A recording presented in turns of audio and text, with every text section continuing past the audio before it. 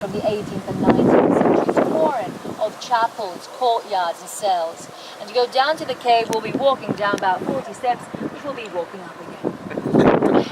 And when we get to the bottom, the cave that we'll see is not where John lived. According to tradition, a Roman offered him his house for lodging, though somewhere down in the harbour. John was not imprisoned in the cave, but the whole island was the land of his exile. He was free to walk around Patmos. But he used to come up to the cave with his pupil Prochoros to pray. And it was on a Sunday, after many days of prayer, when John heard behind him a thunderous voice, as of a trumpet, the voice of God, so strong that it cracked the rock in three, as we believe, symbolizing the Holy Trinity.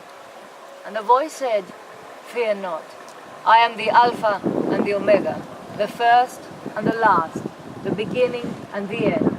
What you see, write in a book and send to the 7 churches." John turned around to see where the voice was coming from. He saw 7 golden lampstands. In the midst, one like unto the Son of Man, Christ, dressed with a garment down to his ankles. His hair was as white as wool, as white as snow, his eyes like flames of fire. His voice was like the sound of many waters, and from his mouth a double-edged sword came out, symbolizing the word of the Lord. In his left hand, 2 keys, the keys of the underworld and death, 7 stars in the other. Around him 7 angels, representing the bishops of the churches of Asia. The stars Christ held also represent the bishops. The 7 golden lampstands at his feet, the 7 churches: Ephesus, Smyrna, Pergamon, Sardis, Laodicea, Thyatira, and Philadelphia.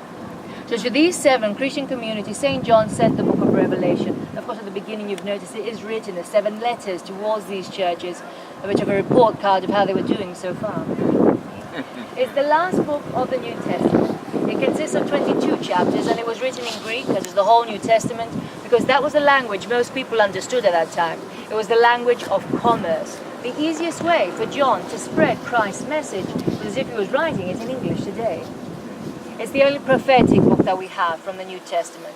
Difficult to understand because it was written in such a symbolic way.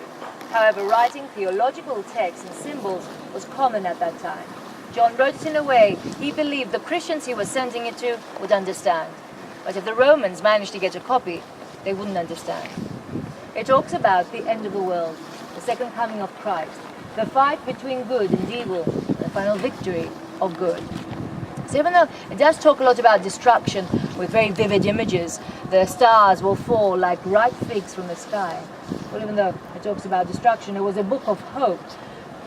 Christ, through John, wanted to encourage the churches and all the Christians of that time in a difficult time of persecution. And it was a message that was meant to stand through the centuries. Don't be afraid. Everything will be all right in the end. And when we're inside the cave, we'll be able to see areas that are connected through tradition with John. So when we go down the steps, when we go into our right, that's where the cave will be. And we'll see a long cloth on the rock. You'll see that a desk is formed there on the rock. A gospel has been placed there. That's where we believe Prochoros wrote down the book of Revelation, dictated to him by his teacher John.